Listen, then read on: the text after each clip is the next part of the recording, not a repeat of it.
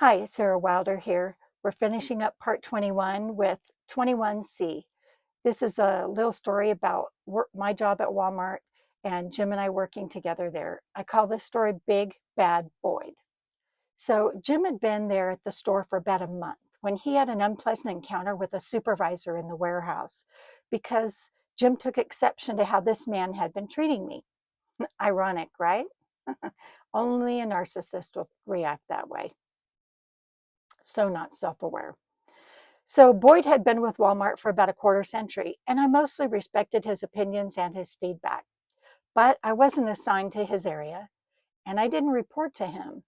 So his continued interference in my work was annoying, and it was creating a little bit of tension, but nothing that I could say made me actually angry. Well, one day when I didn't show up to the break room to meet Jim there as we had planned, he grew a little bit concerned or probably irritated, and he found me in my work area where he came upon Boyd close talking me, leaning over me, trying to force me to allow two of his deadbeat youngster employees to work in my area to show me how it's done. At that point, when Jim came upon the whole scene, I was firmly telling Boyd, no, thank you. And immediately, Jim interceded. He reached in, took me by the hand, escorted me out into the main aisle, got between Boyd and I, and told him to leave me alone. I didn't need his help, and that I already did great work.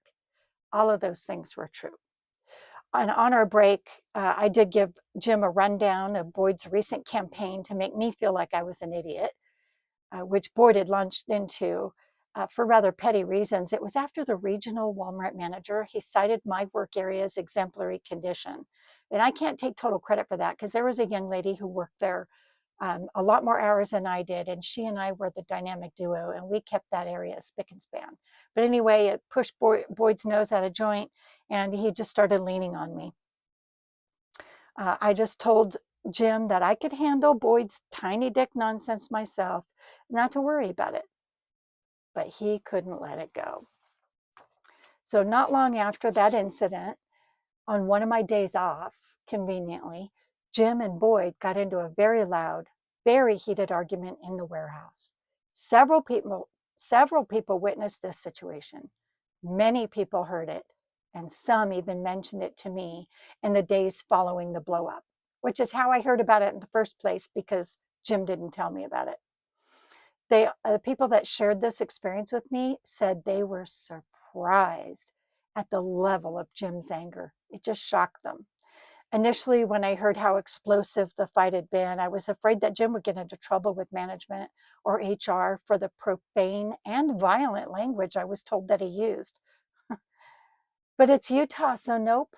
White Mormon male, over 50, former cop, do whatever you want. I'm not kidding. That's pretty much how it is. It's the dark ages there. So as Jim recounted it, Boyd had tried to assert his dominance onto him, and it went poorly.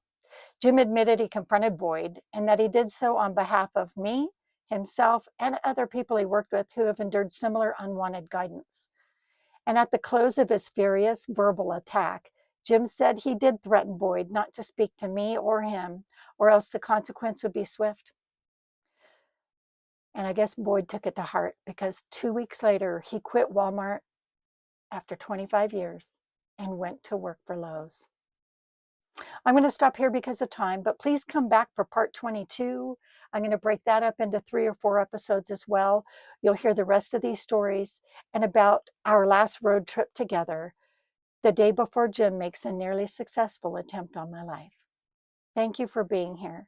If you want to know more, please remember to like, follow, and share to take my story one step closer to publication. And ladies, I invite you to step out of the darkness and into your power.